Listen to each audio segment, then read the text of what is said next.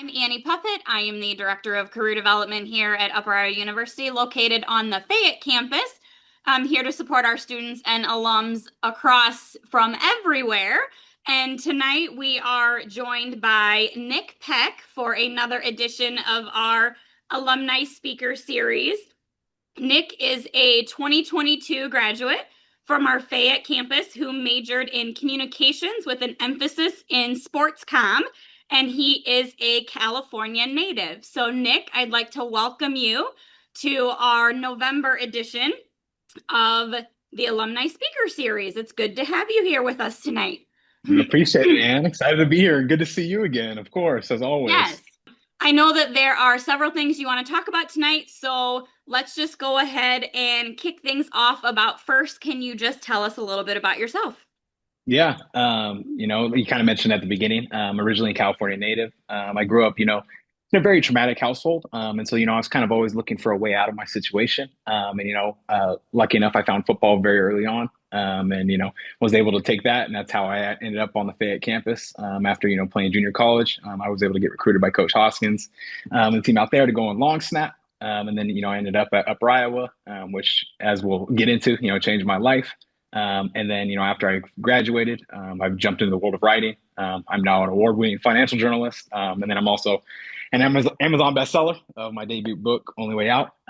And yeah, so just a little bit of my own background. Awesome. You mentioned your journalism career already, very briefly. Can you talk about the positions you've had thus far and the impact that they've had in your career early on? Yeah, I've lucky enough I got to I worked a lot of journalism jobs. I worked freelance while I was at Upper Iowa. To obviously give myself some income, but also get some experience as well because I love journalism. So I've worked for a number of different publications. I've written initially started out as sports for obvious reasons, just because it was an easy transition. So I've had my bylines in Bleacher Report, Sports Illustrated. But then, once I graduated, I transitioned straight into financial journalism. And so I've written for publications called BetaFi, ETF Trends, ETF Database, Texas Law Book, and then now I write for a publication called With Intelligence that was recently bought by the S&P. Been lucky enough to win some awards doing that and be recognized for it. And I cover everything in the asset management space. So we're talking ETFs, mutual funds, all those kind of things, and I get to sit down and talk to the CEOs and CIOs of some of the biggest asset managers in the world, and it's a dream come true for me, honestly. Um, you have faced a lot of diversity and personal trauma in your life, and you've been open about that, and you've always been able to overcome. Can you talk about that and how those experiences and influences in your life have helped shape you into who you are today, both personally and professionally? Yeah. A lot of people who I think are in similar situations as me, you grow up around a lot of trauma, you grow up, around alcoholics or abuse or whatever it may be. I think most people who get on the other side of it, like me, feel kind of grateful that they went through it because it kind of made me who I am and kind of leveraged to where I am now. Because, anything that I'm dealing with in my 9 to 5 definitely isn't as hard as, what I had been dealing with, growing up or some of the other stuff that I dealt with as well. And then as far as influences in my life, personally and professionally, growing up initially, I didn't really have much influences in my life that I was looking at. But for me, that's where I was looking at athletes. I'm a Cali kid, so I like rap. My three biggest idols growing up were Nipsey Hussle, who's a rapper, grew up in LA, Kobe Bryant. I have a Kobe Bryant tattoo on me. And then also Patrick Willis. And all three of them all dealt with their own adversities and those kind of things. That's really what inspired me, both personally and professionally, to see how they dealt with their adversity and how they got out of it. And that's kind of, what got me to Upper Iowa in the first place, was by being inspired by them.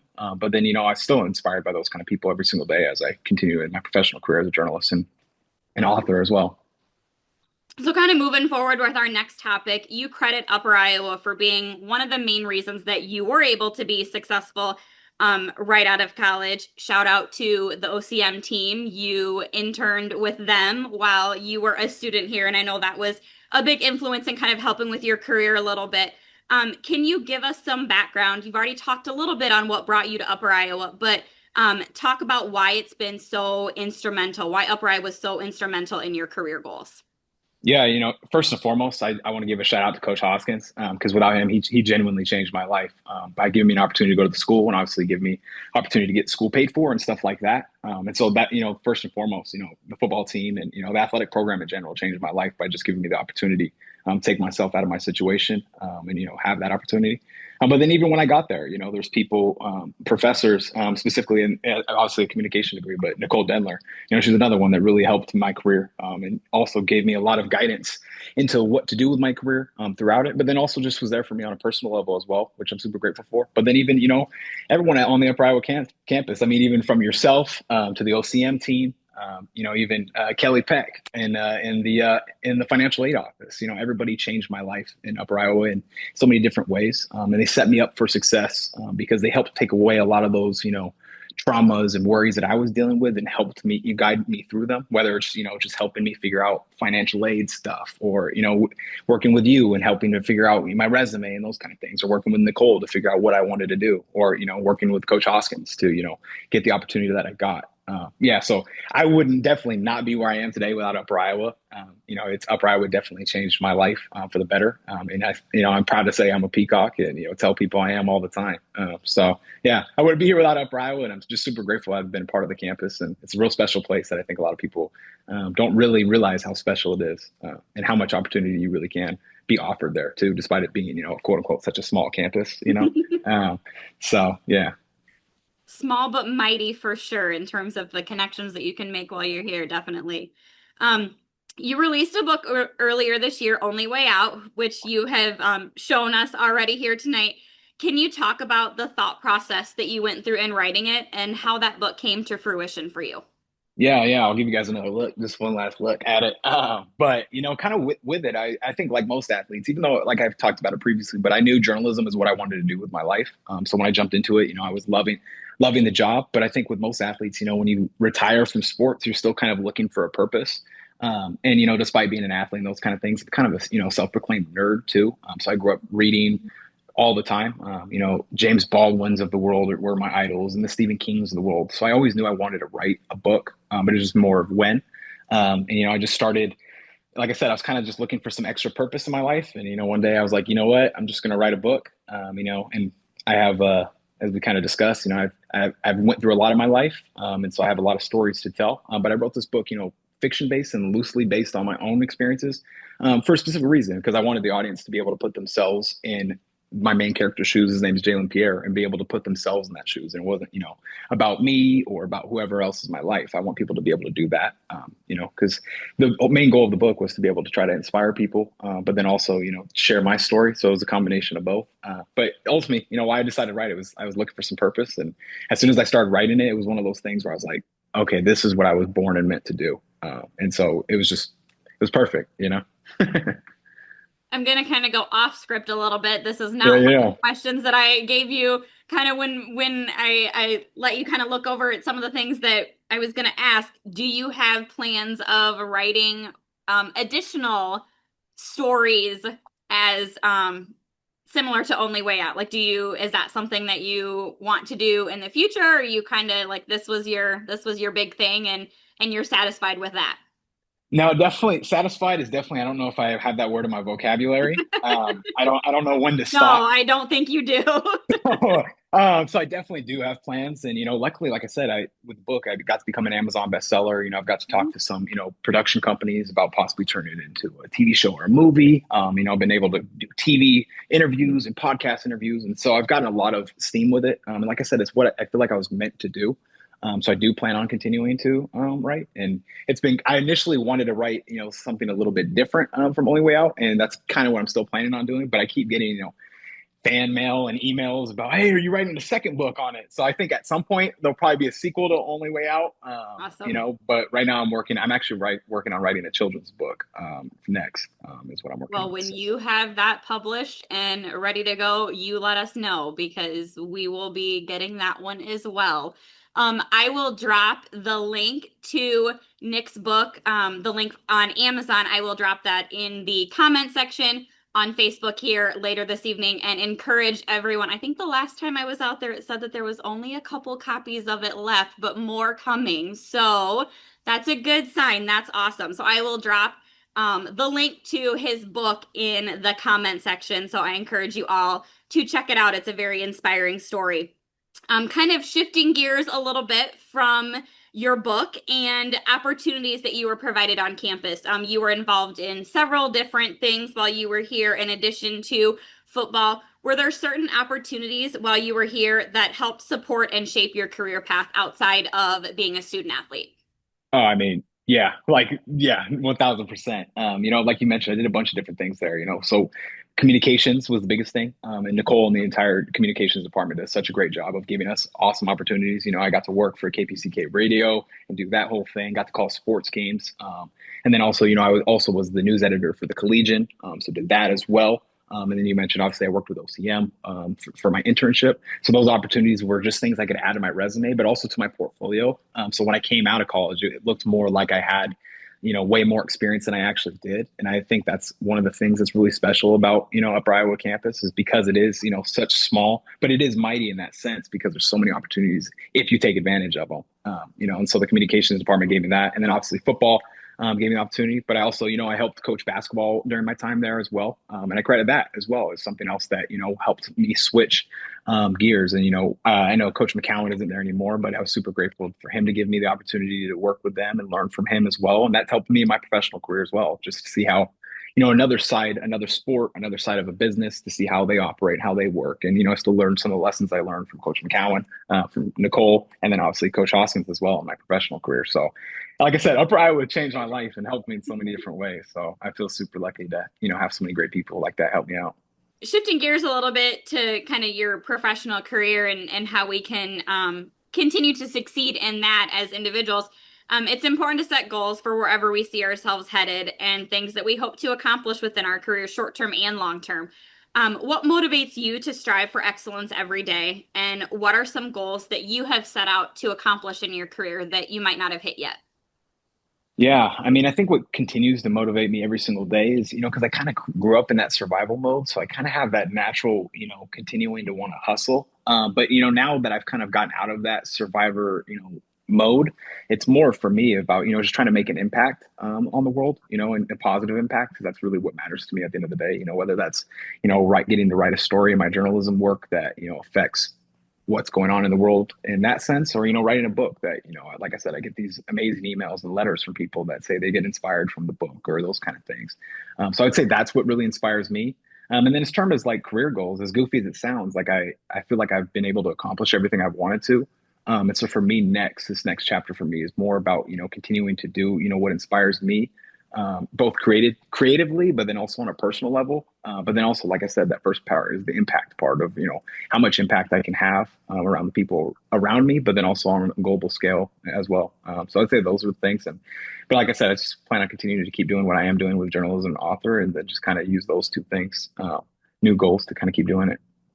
What are two to three strengths or leadership qualities that you see in your field, and what are some ways that our students and alums can develop those strengths and qualities?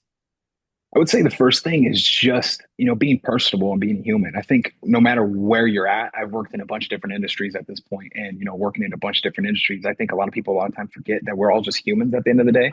Whether you're LeBron Jameses of the world or, you're the bottom of the totem pole working at, a Burger King or something like that. Everyone's just people. And I think that's the one thing that a lot of people kind of miss out on in the world.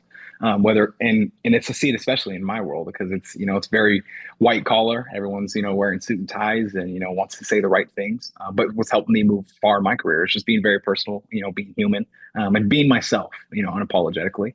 And then, as far as another one, I would say is just, also not being afraid to take chances or shoot your shot. I'm a big believer that you miss 100% of the shots that you don't take. And I see that's what holds a lot of people back in whatever field it is, just the fear of, what if fill in the blank happens. But I think that's where you miss out on a lot of the shots that you don't get. So I would say, be personal and just be human and be yourself. But then also don't be afraid to take chances and shoot your shot. If I would never started writing a book, I would never have been able to become an Amazon bestseller. If I would never have started playing football, I would never have been able to end up on Upper Iowa Upper Iowa campus. So I'd say those are probably the two most important things I think people kind of lack. And I think they're two things that a lot of people don't really think about just because it's not your traditional, qualities that you need in the workplace, but there are ones that I think can help elevate you and move forward. Being a human and then just not being afraid to shoot your shot and take chances. Making connections and building relationships is important in helping us advance in any field. What would you say is your biggest piece of advice for building relationships? I think kind of goes back to my last answer, just being a human. Whenever, especially as a journalist, I have to be, I'm asking questions all the time. And a lot of times it's not on good stuff. It's not stuff that people want to talk about. But the way I'm able to get the answers to those questions is just by being a human. And starting out, not necessarily I need something from you, but first, who are you? Where are you from? What are those kind of things? I think at the end of the day, if you're just naturally curious, you naturally will build really good, healthy relationships. And that's something that I'm lucky to have. And it's helped me in my career because I'm naturally curious. So when I do have to have these tough conversations with these guys who may have been losing billions of dollars, they're more apt to want to talk to me because we're friends on a friend level and know that I'm not here to just want to take something or gotcha or those kind of things. It's I'm doing a job, but at the end of the day, like I said earlier, it's just we're both humans at the end of the day. So I think just remembering that. Um, just being a human, just being curious and asking questions and being friends. Everybody wants to, hear about you and just hear about everybody else too. Those two things I think are really important because everybody's naturally curious, but I think we get afraid because society sometimes tells us like to not ask questions or be curious. But that's really helped me in my career. Be able to win awards as a journalist is because I got the information from people that were my friends initially that helped me find the scoop or whatever I need to fulfill that story. So I would say that just being personable, just being a human. You don't have to be a robot. Switching gears a little bit now to career readiness. November is National Career Development Month, and so kind of really been highlighting throughout my office throughout the month lots of different things, career development related, and career readiness is one of those topics. And it's an important topic in career services and employers across the country, working with students and alums to kind of engage them in those transferable skills and what are the things that they can articulate in the workplace and articulate to their employers.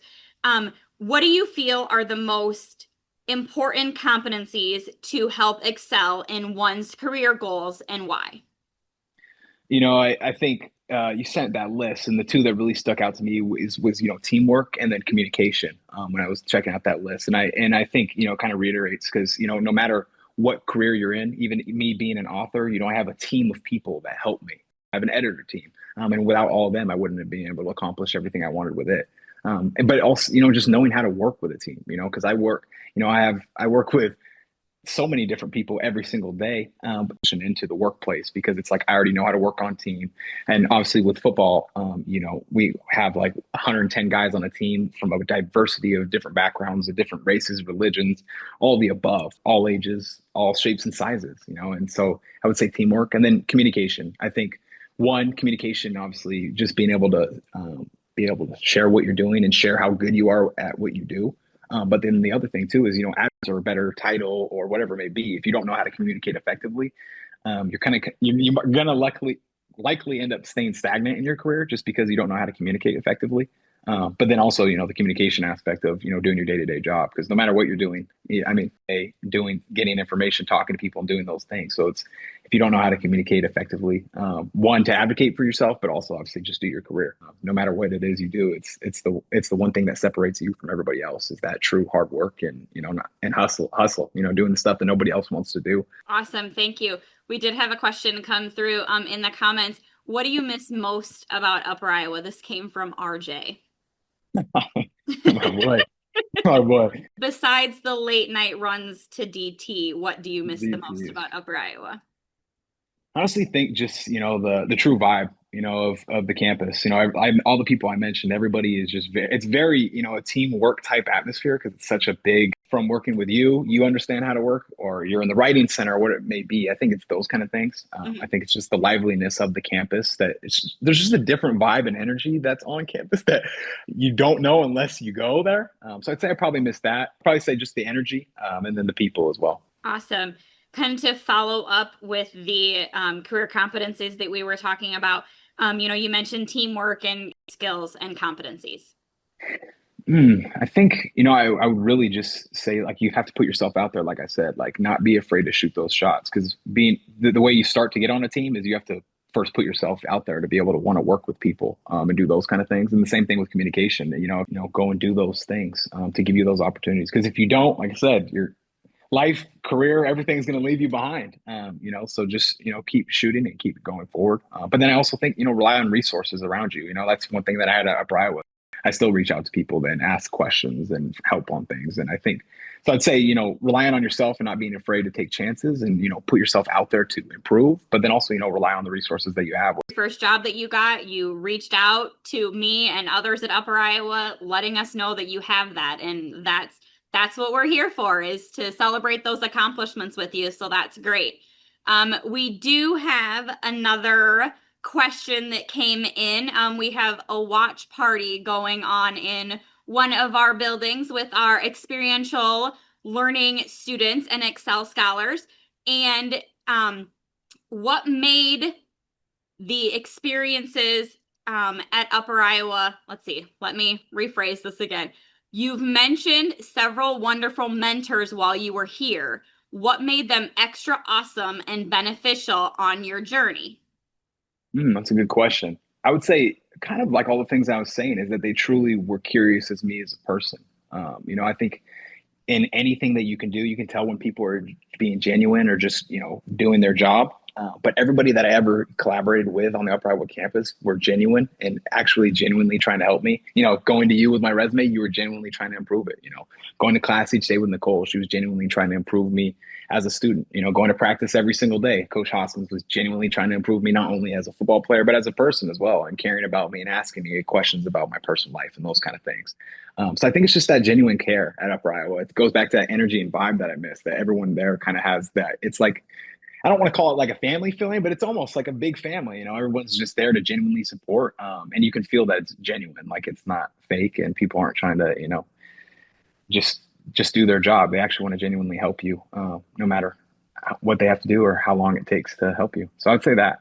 And then to follow up on that question, and then qualities in you that you would encourage other students to use to help capitalize on those mentors. I think I hate to keep reiterating the same thing, but it's, not being afraid to go and ask for help and, shoot those shots, so to speak. I would go into you even, going up to you and saying, hey, can you help me with this? I think that's hard for a lot of people to ask for help, but that's the one way that you can take advantage of mentors and resources, no matter where you're at, is, not being afraid to ask for help or ask questions.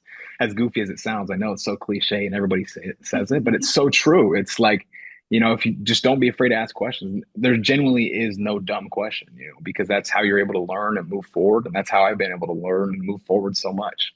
And so I would say that's probably the real trade is, I wasn't afraid to ask for help when I needed it. And then also rely on the resources that were around me too. Not, having true trust that they were genuinely going to help me, I think was the other aspect of that as well.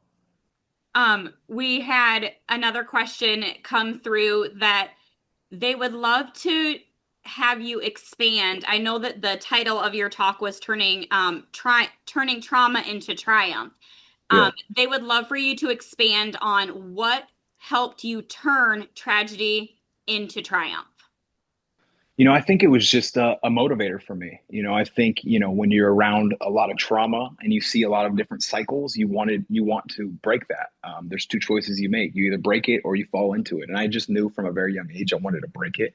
And so I'd say that's the biggest motivating factor for me, is to continue to kind of break, a generational curse that I had seen growing up. And so that's always been the biggest thing for me, is to continue to do that and continue to be the best person I can be, despite what I went through and dealt with. Yeah, so that's what I would say, and just continue to hustle forward and keep chasing everything I want. And, like I said, don't be afraid to go shoot those shots. You got to keep shooting, and, you can make your dreams come true. Are there any lessons or final pieces of things that you have learned during your experiences that you would still like to share with the UIU community before we wrap things up tonight? Yeah, I think the one thing that I would say that separates everyone else who's great from, everybody else who's just quote unquote normal, is that they just don't quit, on what goes on their journey. Whether you're an artist a rapper, a singer, an author, a journalist like me. It's the one thing that separates me from everybody else is that I didn't quit. Regardless of what roadblocks were thrown my way, I just continue to push forward, and keep running that race. Life's a marathon, not a sprint, and just kind of remember those things, and not quit. And then at the end of the day, I think just being grateful, for where I am. I think that's the one thing I want to end it on is just, super grateful for Upper Iowa, where I am, and everything I have. And gratitude is something try to practice every single day. And that's something that I want to encourage, obviously, current students and alumni as well is, practice gratitude. But then, I'll say it one last time, keep shooting shots, go chase your dreams. And, I'm happy to help anybody out there, on anything that they need. I built up the network now. I'm happy to leverage it for, fellow Peacocks as well. Well, that is awesome. And I hope that you make it back to the Fayette campus someday. And when you do, I know that we'll be reaching out, those of us that have purchased copies of your book, for that signature inside the front cover sometime, and you can sign our copies.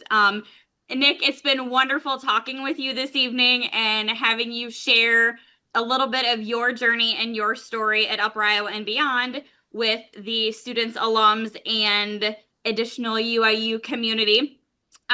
Thank you, everyone, for joining and watching the talk this evening. If you are interested in connecting with Nick and learning a little bit more about what he's doing within his career path, Nick, is it all right if they reach out to me if I provide them your contact information and get them connected? I know you're on LinkedIn, so they can find you out there. But he's given me the thumbs up. So anybody that wants to connect with Nick after tonight, don't hesitate to reach out, and I will certainly get the two of you connected and get that conversation started. But again, thank you to everyone joining us this evening, and I encourage you to tune in the spring semester when we are joined by more alums in our alumni speaker series. Have a great night, everyone.